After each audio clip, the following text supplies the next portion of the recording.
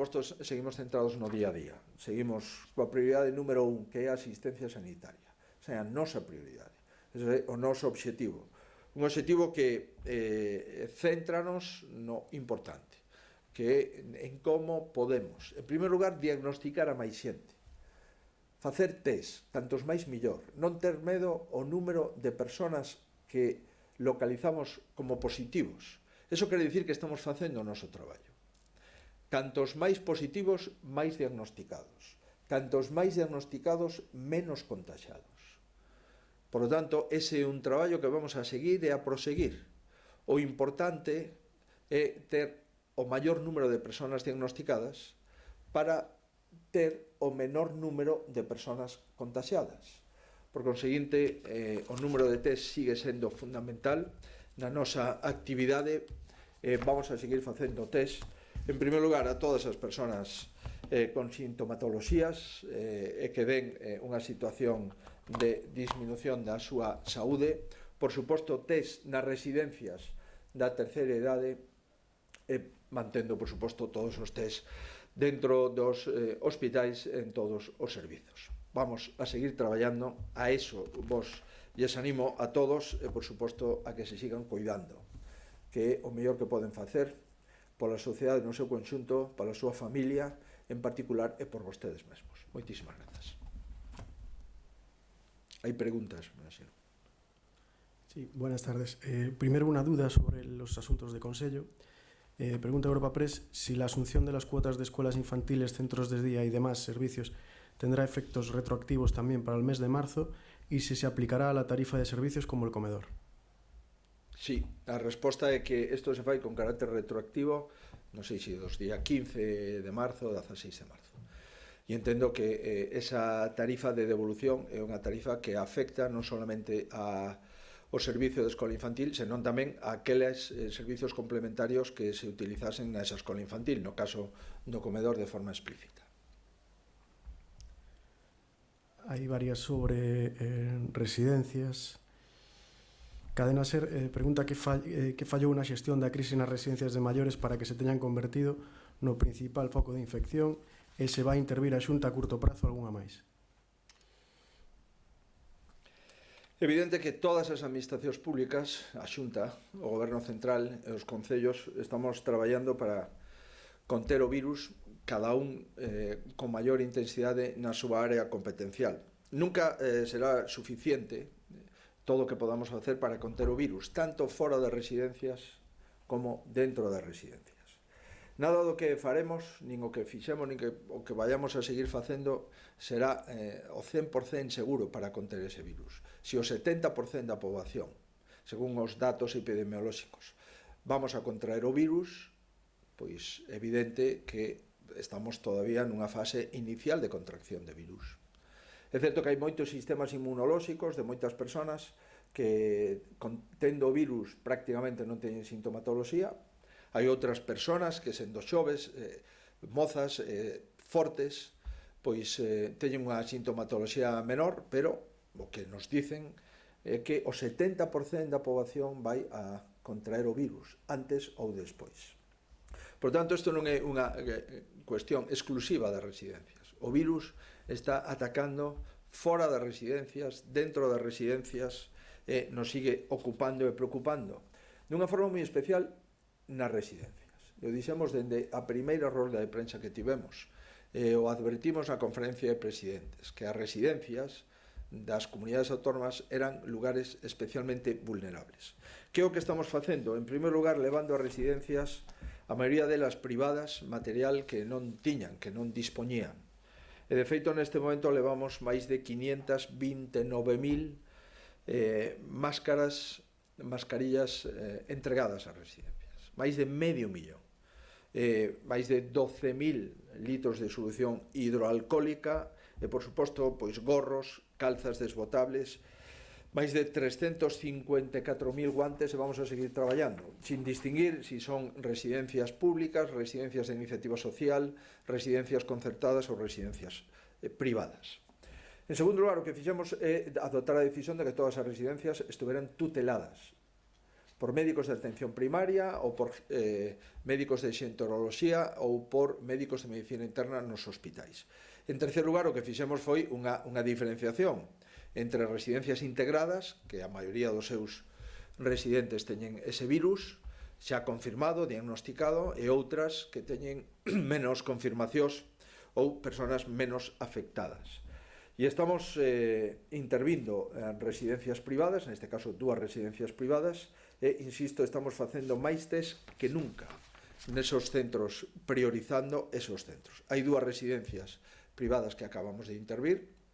Eu non quero prexulgar nada, o que si digo é que se observamos que hai residencias cunha porcentaxe importante de contagio, as intervimos e nomeamos directores por parte da Xunta de Galicia e abrimos expedientes informativos no caso de que consideremos que así fose necesario. Por tanto, non sería responsable, na miña opinión, nin xusto a xeneralización dos problemas das residencias. Neste momento, o dato que temos de personal con diagnóstico positivo de virus nas residencias afecta o 2% do total das prazas. Neste momento está por debaixo dos 500 usuarios. Digo neste momento, porque estamos facendo test con moitísima intensidade e cantos máis test, máis diagnosticados. Por conseguinte, o importante é se somos capaces de tratar e de diagnosticar a estas persoas que moitas veces teñen patoloxías de base, que teñen unha edade avanzada. De feito, a edade media das persoas que fallecen está en algo máis de 80 anos, e o número, insisto, de usuarios diagnosticados xa nas residencias é o 2% do total das prazas, un pouco menos de 500 usuarios. Seguro que ao final do día haberá máis xente diagnosticada. Por conseguinte, vamos a seguir traballando e a seguir tomando decisións de tutelar as residencias, de decidir que residencias son integradas, é dicir, que residencias se dirixen directamente por as autoridades sanitarias, e vamos a seguir tratando os maiores, que é o noso obxectivo, tratalos, intentar ingresalos si fora necesario e, por suposto, darlle todos os servizos, igual que o resto de persoas con idades menos comprometidas. Sí, sobre os datos, la Voz de Galicia indica que agora mesmo Sergas dá datos dos falecidos en hospital por coronavirus e non dos que morren en residencias. Pregunta se vai cambiar o sistema para ser máis operativo e dar unha maior sensación de coordinación. O contrario, nos o que intentamos é os datos que estamos dando sexan datos unificados mediante un certificado médico. Para dar unha persona que falece con coronavirus non significa que falecera por o coronavirus. Se hai unha persona que está, por exemplo, na súa casa con cancro desde fai semanas e está recibindo a atención de paliativos do hospital de referencia, pois a esas persoas os médicos que consideren facerlle a proba de coronavirus e dá positivo, automáticamente no caso de falecemento desa persona con cancro se dá como un falecido por coronavirus. Do mesmo xeito, se nas residencias morre algunha xente diagnosticada con coronavirus e temos o certificado médico da morte desa persona previamente diagnosticada con coronavirus, se dá falecemento por coronavirus. O que sí é necesario pedir é os criterios que o Ministerio de Sanidade debe de unificar, porque efectivamente hai lugares nos que nos dicen que non se computan as persoas que morren en residencias, que solamente se computan as persoas que morren na hospitalización. Nós estamos computando todas as persoas que morren en residencia cun certificado médico de que o paciente tiña o virus, se suben o número de falecidos que notificamos ao Ministerio de Sanidade.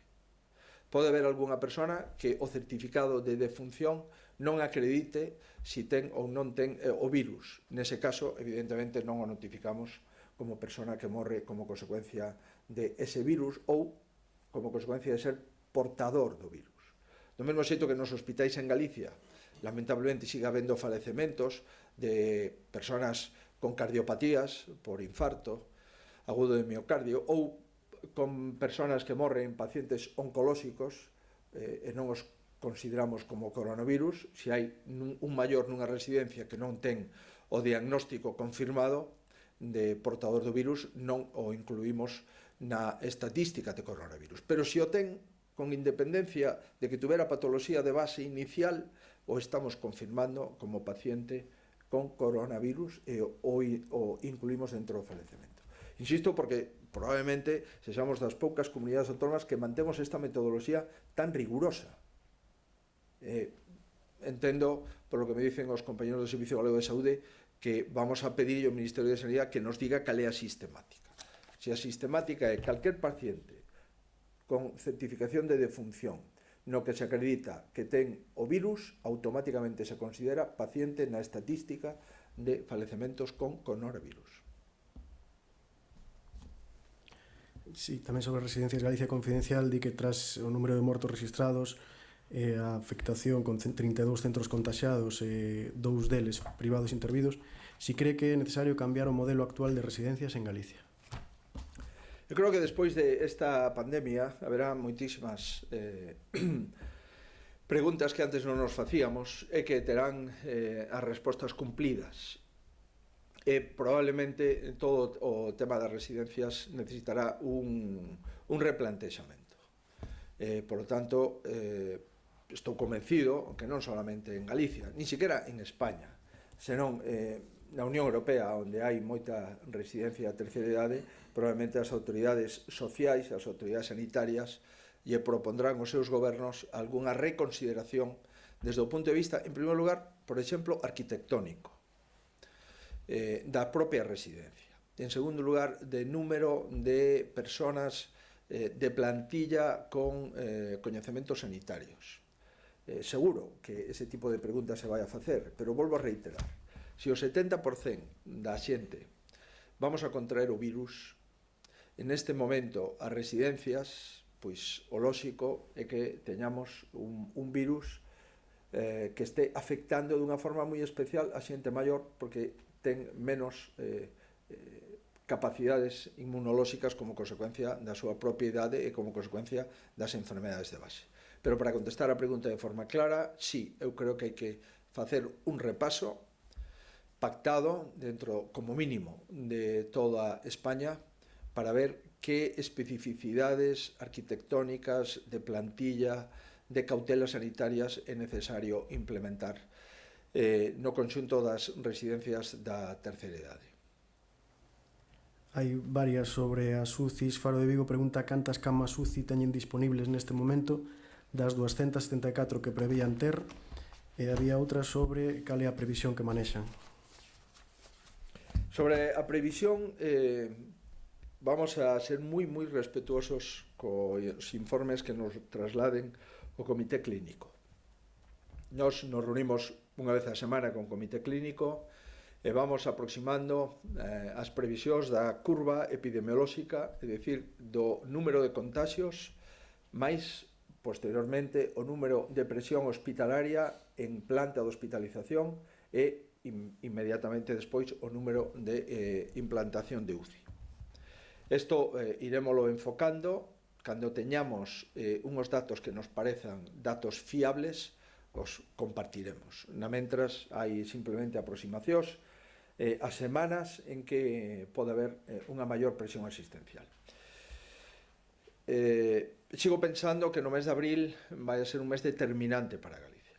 Seguimos pensando que o mes de abril podamos estar na maior presión asistencial, considerando por presión asistencial número de cama hospitalaria ocupada por paciente con coronavirus e número de cama de unidade de cuidados intensivos ocupada por paciente con coronavirus. Entendemos que o mes de abril, según a información que dispoñemos agora, será o mes de maior incidencia.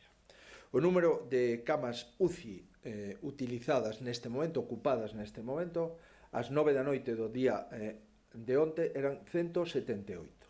Número de camas disponibles polo Servicio Galego de Saúde con carácter xeral son 160. Neste momento temos máis de 250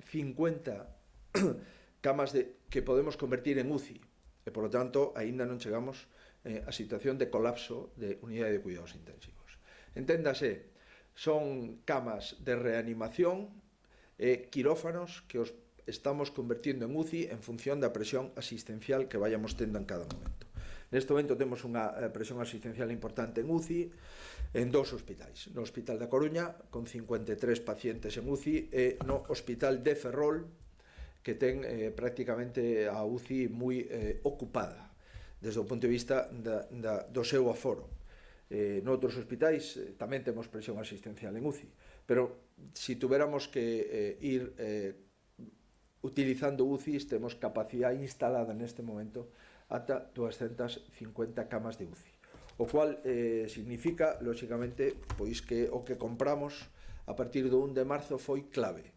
Se non compráramos respiradores e material de UCI aquel 1 de marzo, hoxe estaríamos en colapso, por 2 razóns. Primeiro, porque non teríamos os respiradores disponibles, e segundo, porque é moi difícil neste momento que sirvan respiradores eficientes e contrastados no mercado mundial, tanto pola presión dos Estados Unidos como pola presión das principales potencias europeas, que están comprando nas mellores fabricantes de aparatos de UCI, e que hai unha enorme tensión por unha enorme demanda de aparataxe de UCI. Por tanto, esta é a situación actual e que iremos actualizando nos próximos días.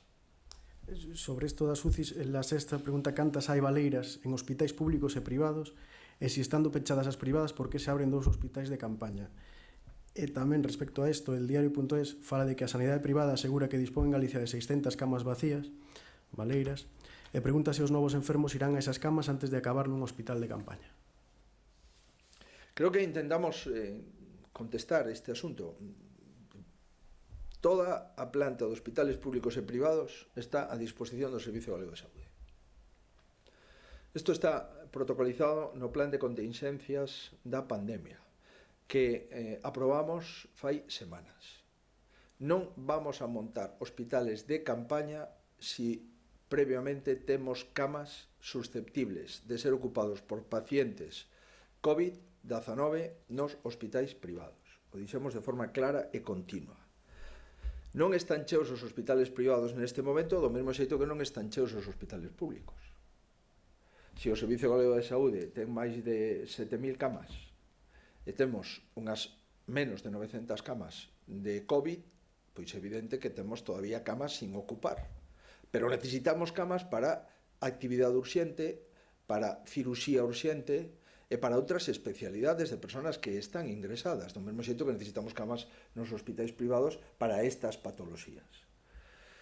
Non sei exactamente en que consiste a crítica sobre as camas privadas.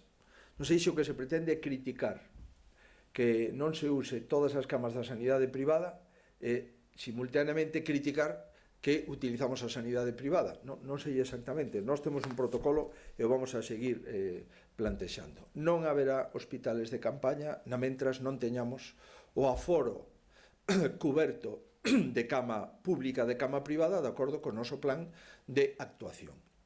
Por exemplo, neste momento hai 124 pacientes de coronavirus en hospitales privados, ingresados. E se necesitamos en un hospital concreto, nun área sanitaria concreta, seguiremos remitindo os hospitales privados. Pero, reitero, hai hospitales privados que queremos deixar para cirurxías urxentes, hai outros hospitales privados que non teñen UCI, co cual non ten ningún sentido ingresar a pacientes moi comprometidos co virus, e hai toda unha tipoloxía de hospitais públicos e privados que estamos ordenando. Ningún xerente ten ningunha decisión do Servicio Galego de Saúde de non ocupar camas privadas. Va a ocupar todas as que considere oportuno. E por último, decirlle que o número de camas UCI dos hospitales da rede de hospitales privados en Galicia son 44 camas UCI.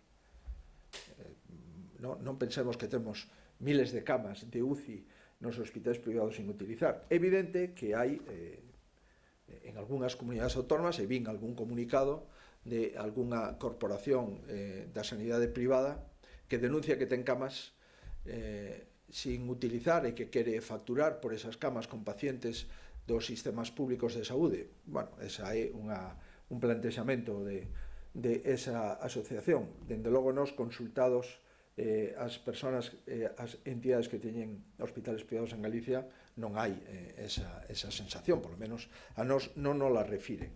Pero, reitero, sería bo poñerse de acordo en cal é a estrategia. Nós temos unha estrategia clarísima. Todas as camas públicas e privadas, todas as UCIs públicas e privadas están a disposición da Consellería de Sanidade. Iremos ocupando camas públicas e privadas de acordo cos criterios asistenciais de cada área sanitaria.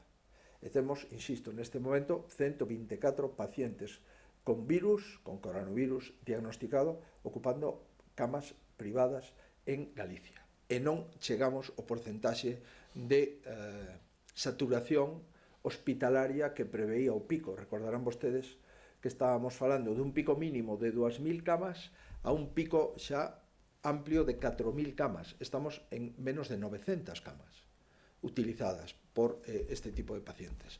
Estamos nun momento de tensión, nun momento crecente de utilización de cama hospitalaria, pero non nun momento crítico de cama hospitalaria, xa sexa pública ou privada.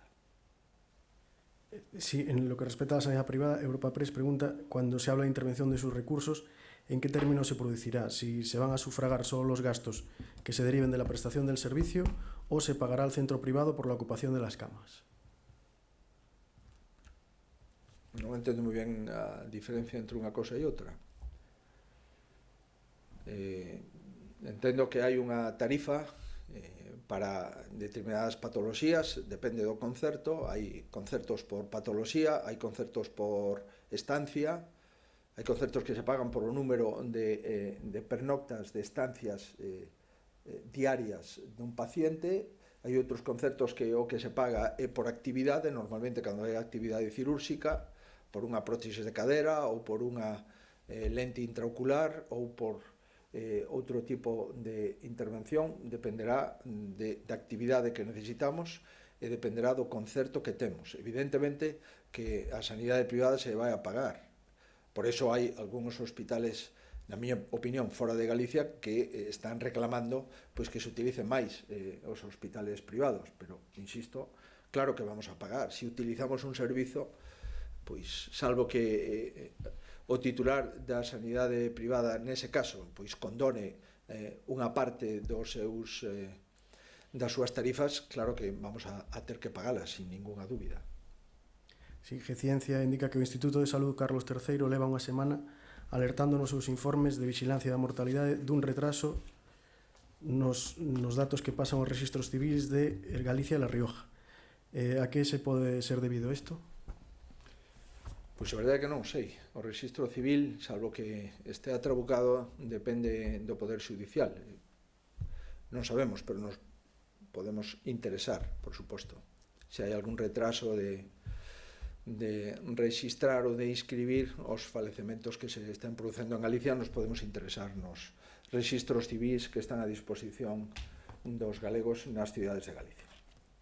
Informativos Telecinco pregunta si cree que el gobierno va a poder convalidar los decretos económicos y si considera que está trabajando con lealtad con las comunidades autónomas y compartiendo información de esas medidas antes de aprobarlas.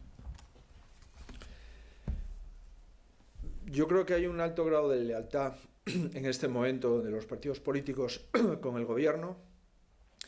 Creo que el partido mayoritario de la oposición está mandando un mensaje de una enorme lealtad. Ha convalidado el decreto de alarma llevado por el presidente del gobierno, a pesar de que en ese decreto de alarma se decidía un criterio para la actividad económica que fue cambiado radicalmente posteriormente en una noche de un domingo a las 23:30 horas sin haber informado previamente al grupo mayoritario de la Cámara, como mínimo, aunque parece ser que no informó a ningún grupo de la Cámara, eso no lo tengo confirmado. Sobre a las comunidades autónomas, pues lamentablemente empezamos a ver en la última conferencia de presidentes que los presidentes íbamos a la conferencia de presidentes más como personas a las que se nos iba a informar que como responsables con los que se iba a deliberar. Bueno, hemos visto esta semana una decisión en este mismo sentido, y es que el pasado domingo nos reunimos para ver la situación actual, sanitaria y económica, y 48 horas después se retira del presupuesto de las comunidades autónomas unas cuantías enormes de dinero para financiar las decisiones que el Gobierno central había adoptado de forma unilateral, financiadas con fondos de las comunidades autónomas. Eso, desde luego, es una decisión que no podemos compartir y es una distorsión en la lealtad que vamos a querer seguir manteniendo con el Gobierno central. Pero que no hay una información previa antes de las decisiones, que no hay a veces ni siquiera capacidad de deliberar ni de aportar nuestra propia visión de los temas, y que tampoco se nos informa del dinero que se nos detrae de nuestro presupuesto por parte del Gobierno. Eso, lamentablemente, es un hecho constatado y constatable. Si en las próximas semanas podemos mejorarlo, sería muy importante para mantener la lealtad y la altura de miras que se necesita en esta situación tan excepcional. En todo caso, nuestro posicionamiento es mantener la lealtad con el Gobierno, acatar todas las decisiones que el Gobierno de la Nación adopte, y también, eso sí, decirle al Gobierno lo que pensamos. Porque entiendo que los presidentes autonómicos, cuando nos reunimos con el presidente del Gobierno, es para decir lo que pensamos. Y si no decimos lo que pensamos, esas reuniones serían absolutamente prescindibles. Hay varias sobre material. Una de ellas es si ya se ha recibido el material que estaba pendiente por parte del Gobierno central. Otra es cómo está actualmente el material que se había encargado desde Galicia, los 8 millones de mascarillas, y cuál es la estimación para que llegue el resto. Y una última sobre las compras de material, si se están atendiendo a los requerimientos de la Ley de Contratos del Estado o, por el contrario, ese marco normativo se está esquivando ante la gravedad de la situación. Sobre el material, nosotros estamos obteniendo el material que veníamos comprando. Hay veces que tenemos un problema de slot, es decir, de material que ya está dispuesto en el aeropuerto, pero que no podemos embarcar como consecuencia de que en los aviones que gratuitamente le traen el material a la Xunta, pues tienen compromisos con el Gobierno central. Me refiero de una forma muy clara a la multinacional gallega Inditex, que está pues cumpliendo con el Gobierno central e intentando traer también material que compra la comunidad autónoma gallega. Tenemos efectivamente dos problemas conocidos. Tenemos dificultades para comprar test diagnósticos y tenemos enormes dificultades para comprar todos los respiradores que hemos prepagado. Esos son los dos grandes problemas que tenemos en este momento detectados. Con los respiradores seguimos teniendo muchos problemas para tener respiradores de calidad, para tener respiradores contrastados y para que atiendan los pedidos que previamente el Servicio de Salud gallego había planteado. También en el caso de los test, y es que pues necesitamos una compra masiva de test que sean, lógicamente, test útiles, que tengan un grado de eficiencia y de eficacia, y ahí seguimos teniendo esos dos cuellos de botella concretados. Por lo tanto, nuestros stocks de mascarillas, de material fungible, están razonablemente surtidos. Nos gustaría tener más batas, eso es cierto, y el problema en este momento, batas aparte, son los material de UCI que necesitaríamos seguir consolidando para las eventualidades que se puedan producir en los próximos días. En cuanto al material del Gobierno, le podemos facilitar todo el material que hemos venido recibiendo al Gobierno. Lo tenemos perfectamente certificado, porque en la única plataforma logística de la que se surten todos los hospitales gallegos hay un registro de entrada de todo el material que recibimos del Gobierno central día a día. Y hay una diferencia entre lo que el Gobierno central dice que remite y lo que remite realmente certificado con la persona que recepciona la mercancía. En todo caso, tengo que decir que lo que se refiere a material fungible, mascarillas o guantes, hemos recibido en los últimos días más material, mascarillas y guantes del Gobierno central de lo que veníamos recibiendo en los días anteriores. La ley de contratos. Sobre la ley de contratos, yo acabo de hacer referencia a la ley de contratos. Siempre aquellas compras que que activamos en el mes de marzo, antes de la pandemia, estaban siempre de acuerdo con las leyes de contratos. Aquella actividad, aquella compra de material después de la pandemia, si es necesario, lo tenemos a convalidar al Consejo de la Xunta. Si hacemos publicidad y concurrencia, imagínese usted cómo estaríamos todavía anunciando con publicidad y concurrencia la compra de material, cuando ese material no es que tiene que estar hoy, es que tenía que estar ayer. Por consiguiente, cuando no podemos seguir el cauce de contratos del Estado, automáticamente lo tenemos a convalidar. Es una de las cuestiones a las que faculta el estado de alarma. Sí, sobre material también ABC pregunta cuántos respiradores anunciados por Inditex son para Galicia. No le puedo confirmar esa información, primero porque es una información que le corresponde a Inditex anunciarla, segundo porque hasta que no lleguen los respiradores nunca damos por recepcionado un material, y tercero, cuando lleguen los respiradores que Inditex probablemente transfiera al Servicio Galego de Salud, con la autorización de Inditex lo haremos público. Nos Diario pregunta polo número de sanitarios contaxiados e si, ante a alerta que fan algúns concellos de que están chegando persoas de fora, se plantexa blindar Galicia. Blindar Galicia debería estar blindada desde o 15 de marzo, que é o estado de alarma. Por conseguinte, entendo que se hai algunha fisura nesa blindaxe, pois hai distintas posibilidades. Primeiro, activar con maior intensidade as forzas e corpos de seguridade, que me consta que traballan con moita intensidade. É certo que os kilómetros de estradas municipais, provinciais, autonómicas e estatais que temos en Galicia e o feito de 34.000 núcleos de población, ás veces fai moi difícil o control exhaustivo de cada un desos 34.000 puntos de población galega, pero tamén é certo que se hai algún ciudadano que considera que hai algúns movimentos contrarios ao estado de alarma, tamén os pode denunciar para intentar, a través da Guardia Civil e da Policía, pois tomar declaración a esas persoas que poden estar incumplindo o estado de alarma.